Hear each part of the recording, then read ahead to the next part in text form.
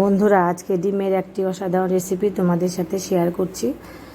আমি 8টা ডিম সেদ্ধ করে নিয়েছি।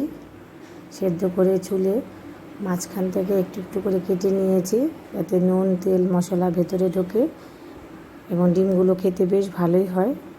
এই জন্য মাঝখান থেকে একটু ছুরি দিয়ে কেটে নিয়েছি। এগুলো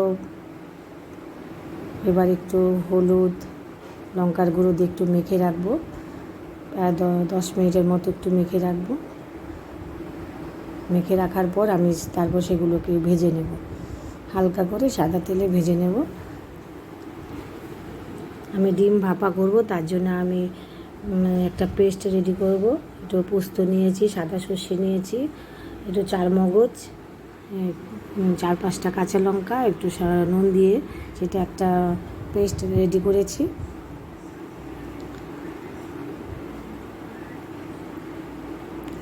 মিক্সারে পেস্ট করে নিয়েছি। এবার একটা বাটিতে একটা রেডি করব, পেস্টটা ঢেলে নিয়েছি পুরোটা। টিফিন বাটিতে সেটা রেডি করছি।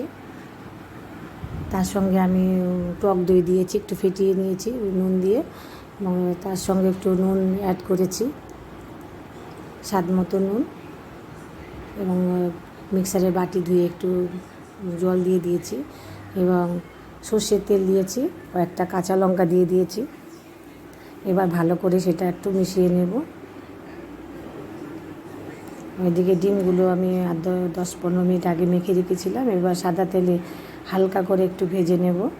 এইভাবে ডিমগুলো খেতেও বেশ ভালো লাগে, আমার বাচ্চারা খুব ভালোবাসে এইভাবে ডিম। এবং গরম গরম ডিমগুলো আমি সেই টিফিন বাটিতে দিয়ে দিয়েছি। ডিমগুলো ভালো করে একটা নাড়াচাড়া করে নেব।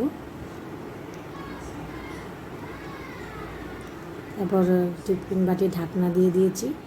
এবার একটা কড়াইতে জল বসিয়েছি, জল ভালো করে ফুটে উঠেছে, এবং জলের মধ্যে একটা স্ট্যান্ড বসিয়ে দিয়েছি এবং টিফিন বাটিটা বসিয়ে দিয়েছি।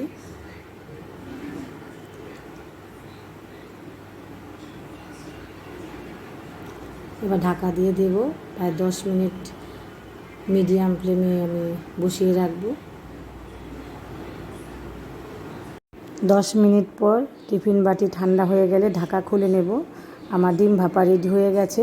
এইভাবে ডিম ভাপা খেতে ভীষণ ভালো লাগে, দেখতেও সুন্দর, খেতেও বেশ ভালো হয়। তোমরা এই রেসিপিটি অল্প সময়ে করতে পারবে, খুব ভালো লাগে। এভাবে আমার রেসিপিটি ভালো লাগলে কমেন্ট করো।